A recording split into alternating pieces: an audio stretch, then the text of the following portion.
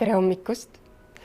Mina olen Triin Toomesaar ja ma töötan sihtasutuse Kiusamisvaba Kool tegevjuhina. Ja täna selles imelises e-külalistunnis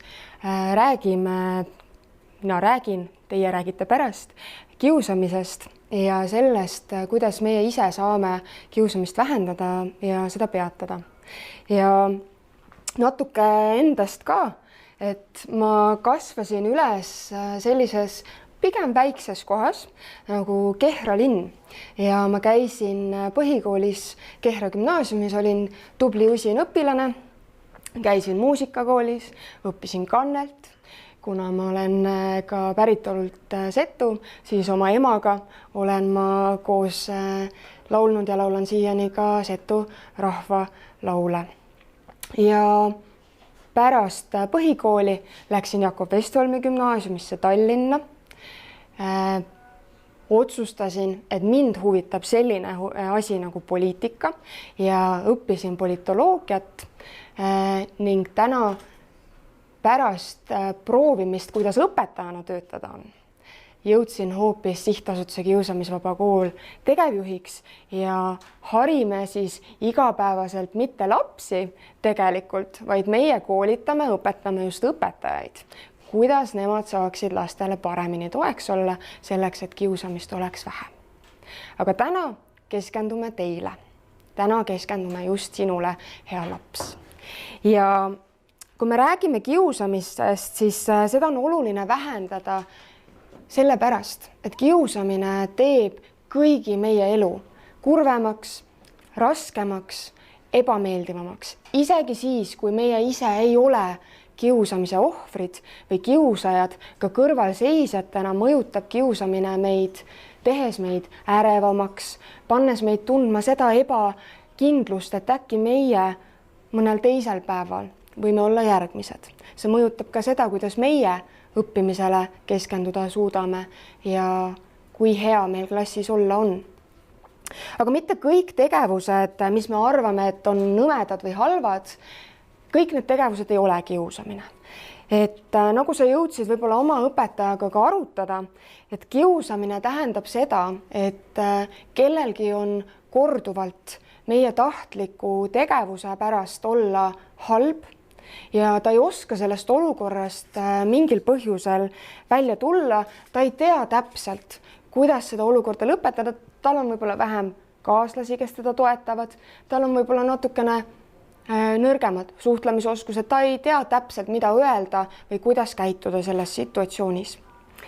Aga kuidas meie saame aru, et kellelgi on halb või et kellelgi on hea? Üks lihtne variant on see, et me küsime, kuule, kuidas sul läheb või mida sa tundsid, kui sa seda nägid või seda kogesid. Aga alati see küsimine ei ole nii lihtne. Ja kui me küsida julge, siis aitab, kui me mõtleme, aga mis tunne minul selles situatsioonis oleks. Kui minuga niimoodi tehtaks, siis kas ma tunneksin ennast hästi, kas ma tunneksin kurbust, kas ma tunneksin piinlikkust või mis need erinevad tunded minu seest võiksid olla, kui minuga nii käitutakse. Aga me võime ka õppida ja vaadata, milline on meie kaaslase kehakeel, mida ta väljendab oma kehaga, milline on tema näoilme, milline on tema hääl.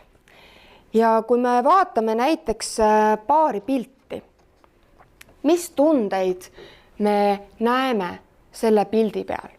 Kui me seda keha vaatame, siis tundub, et ta on selline suur, avali, hästi rõõmus. Tal on hea olla selle pildi peal.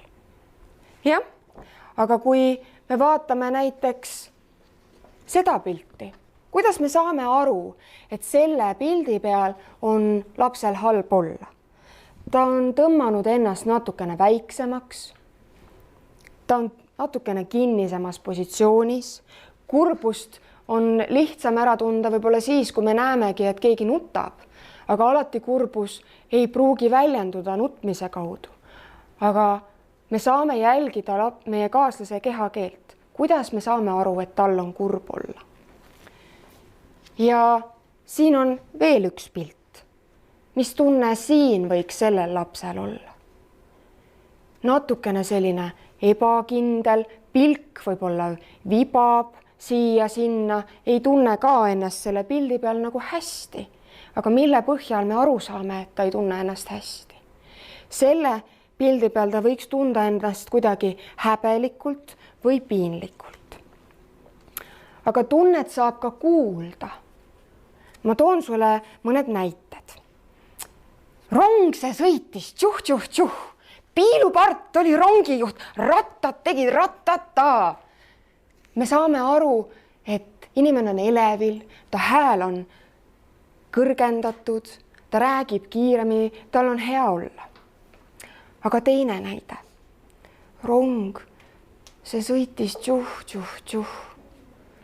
Piilupart oli rongijuht. Rattad tegid ratata. Piilupart jäi tukkuma. Jällegi sellest hääletoonist me kuuleme, ta on vaikne, siin on mingisugune hääle murdumine, selle kaudu me saame aru, et niimoodi ei olnud nagu hea olla, oli pigem kurb olla. Üks näide veel. Rong see sõitis, tšuh. Piilupart oli rongijuht. Jällegi siin me saame aru, et ta on nagu kuri või pahane. Ehk siis kuula oma kaaslase häält, mida ta oma häälega väljendab. Kas tal on selles olukorras hea olla või tal on selles olukorras halb olla. Turvalises ja sõbralikus keskkonnas on halbu tundeid vähem. Ja häid tundeid, rõõmu, rahulolu on rohkem. Ja kõigil, kes kiusamisega ise kokku ei puutu, ka meil on turvalises keskkonnas rõõmu rohkem. Ja kiusamise puhul on hästi oluline teada seda, et meie, kes me seisame kõrval, meie, kes me otseselt ise ei kiusa või ei ole ohvrid, meie vastutus, meie ülesanne on aidata lõpetada kiusamist. Sest et kas meie tegutseme või mitte, see mõjutab seda, kui kaua kiusamine saab kesta, kas see saab üldse alata ja milliseks see kiusamine saab kujuneda. Meie kõrvalseisjad teeme selle, kas klassis, kas meie grupis on hea olla või on halb olla. Ja ühes sõbralikus klassis meil on kõigil mingisugune üks eesmärk. Me tahame õppida hästi või me tahame, et meil seal võistlusel klassi ülesandega läheks hästi. Meil on mingisugune ühine eesmärk. Sõbralikus grupis me austame teisi oma kaaslasi. Ehk siis me ei ütle halvasti, me oleme viisakad.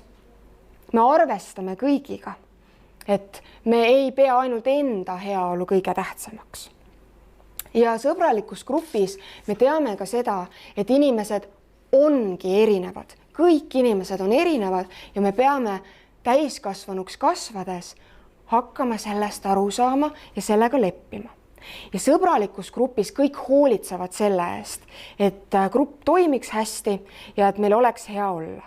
Ja kui sa mõtled selle peale, kuidas sina saad olla see hea kaaslane, mida sina saad teha, siis ma toon sulle ühe näite. Mõtleme ühele olukorrale. Et oletame, et selle poisi nimi on Paul ja ta käib selles samas klassis, mis sina käid. Ja on kunstiõpetuse tund ja õpetaja palub teha rühmad. Et selline ülesanne tuleb teha rühmad.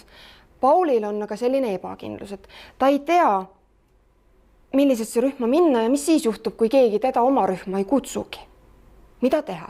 Mida sina saad teha, kui sa näed, et klassis seisab üks laps, kes nagu ei tea, kuhu poole minna või kellega rääkida või ta ei leia endale seda gruppi. Kui sa juba märkad, siis sa saad öelda, hei, Paul, kuule, tule sina meie gruppi. Või hei Paul, kuule, kas ma võin sinu gruppi tulla? Sina saad ise näidata, et sa tahad olla Pauli jaoks hea kaaslane. Või teine näide.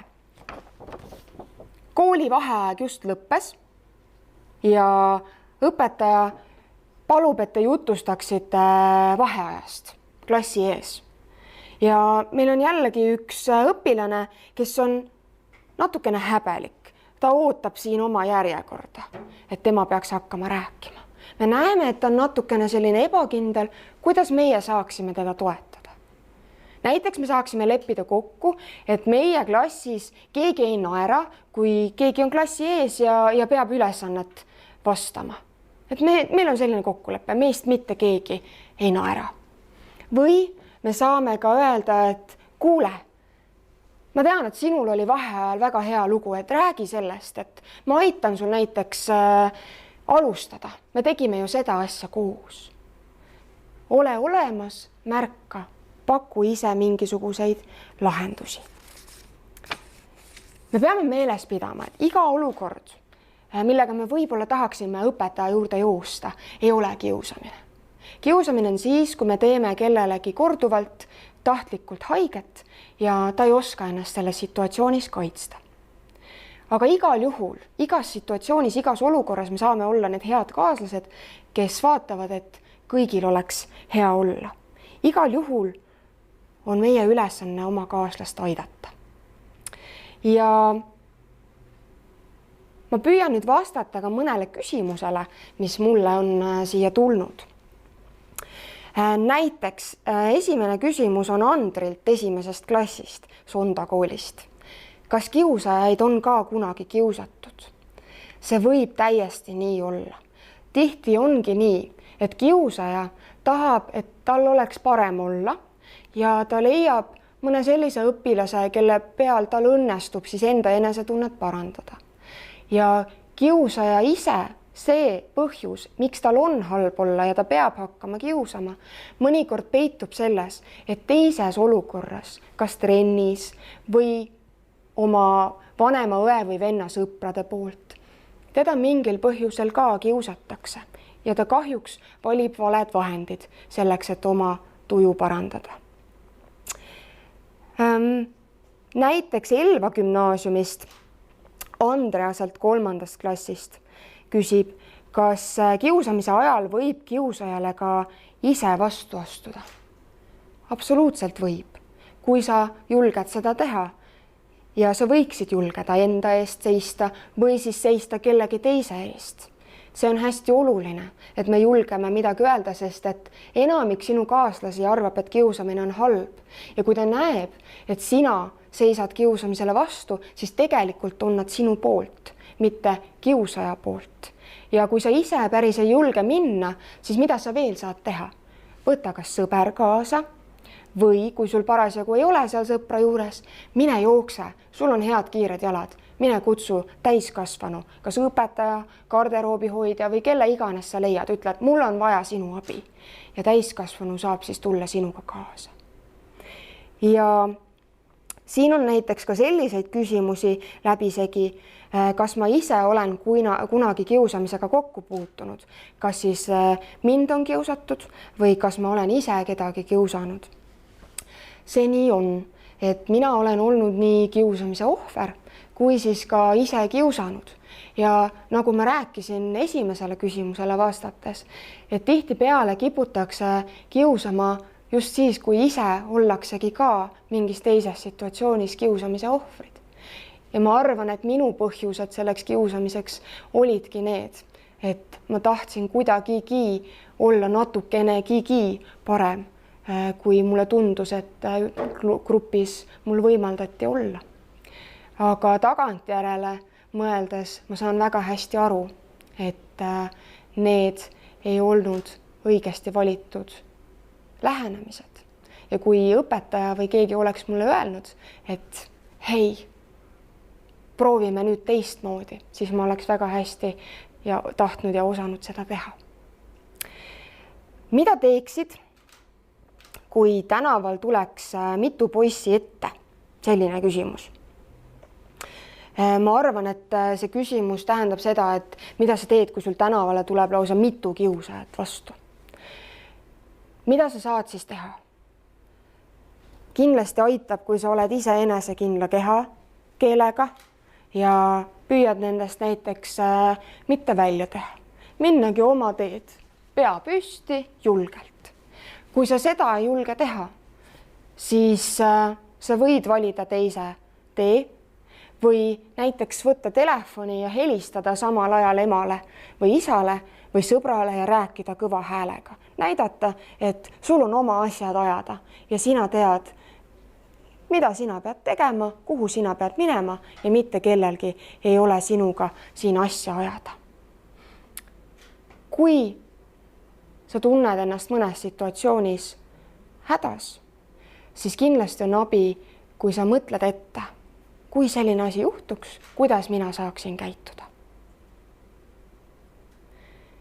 Praegu rohkem küsimusi ei jõua võtta. Aitäh, et kuulasite ja ma loodan, et koos õpetajaga nüüd jõuate mõelda selle peale, mida sina ise saad teha selleks, et sinu klassis oleks kõigil hea olla.